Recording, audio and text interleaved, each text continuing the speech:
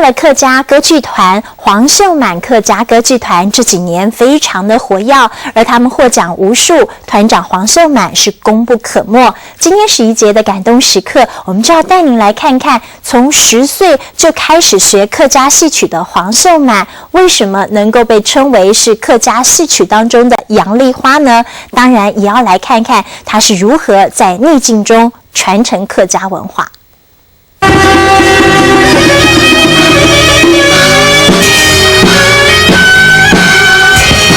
我们这南京啊，27条或者19年新闻工团演唱语言团团，我哋永远普渡讲为神经的行动公开。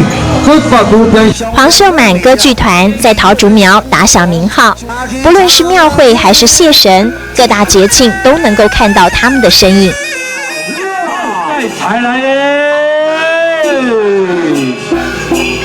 台上演员不论是身段还是唱腔都深获好评，因为团长要求很严格，只挑选硬底子的演员当班底。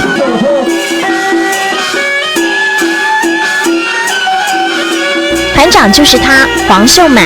最近几年因为身体不适转战幕后，但一有演出一定盯场，要为品质挂保证。3月生啊，多了，多了1落咩？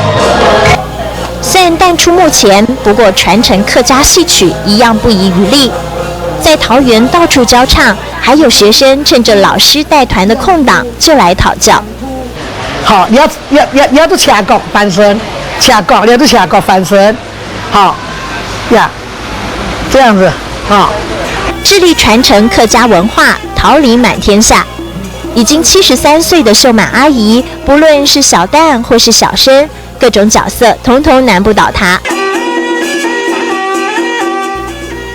戏路很广，因为她从10岁开始就跟在妈妈旁边学唱戏，22岁她撑起一个家。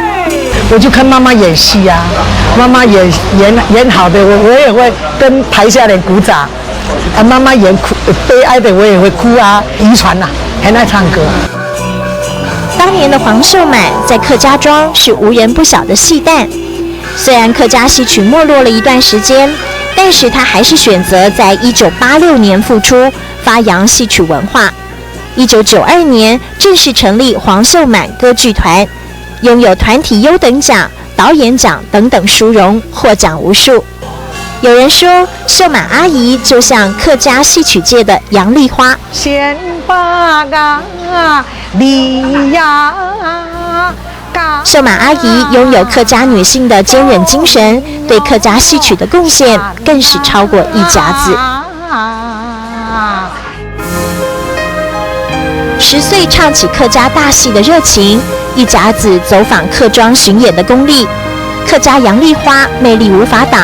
小生花旦恣意挥洒，传承戏曲不遗余力。有秀满阿姨的舞台上，尽是感动时刻。